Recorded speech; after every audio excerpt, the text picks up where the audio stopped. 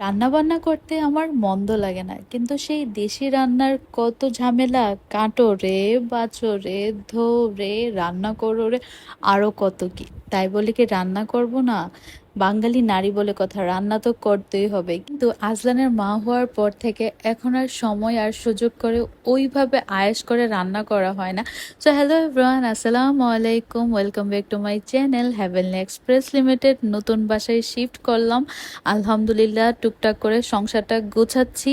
এর মধ্যেই ছোট্ট একটা দাওয়াতের আয়োজনও করে ফেললাম।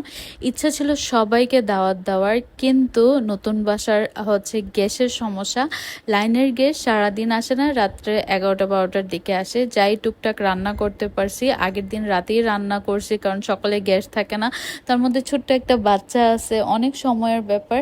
তো অনেক দিন পর যখন রান্না করতেছিলাম একটু নার্ভাস ছিলাম, মনে হচ্ছিল আমি ভুল করতেছি, কিন্তু আল্লাহর রহমতে টুকটাক যাই রান্না করে ফেলছি। আগের দিন রাতেই সব রান্না হয়ে গেছিল, ডেজার্ট এভরিথিং। একটা দাওয়াত পার্টি, তার জন্য প্রার্থনার আমি দাওয়াতের সকাল থেকে সারাদিন ব্যস্ত ছিলাম সবকিছু ক্লিন করার জন্য, সবকিছু গুছানোর জন্য, কারণ আমাদের অনেক কিছু বাকি ছিল। ওই দিনই বাসা গুছানোর পর সোফা ক্লিনিং এর লুক আসছে, তো সবকিছু গুছানোর পর উনি আবার এসে সব এলোমেলো করে দিছে।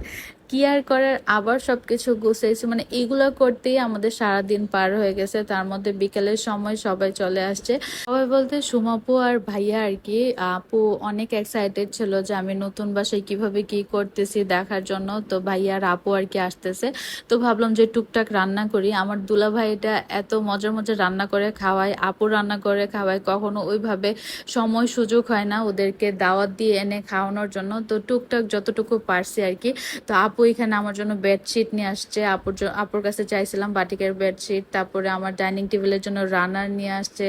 তারপরে প্রার্থনার জন্য আফলাতুন না কি জানে একটা ডেজার্ট না মিষ্টি জানে নিয়ে আসছে। তো এখানে আমরা সবাই নাস্তা করতেছিলাম। আমি এত মজার একটা চা বানাইছি, সবাই আমাকে কমপ্লিমেন্ট দিয়েছে, মানে হোটেলের চা নাকি ফেল, এত মজার।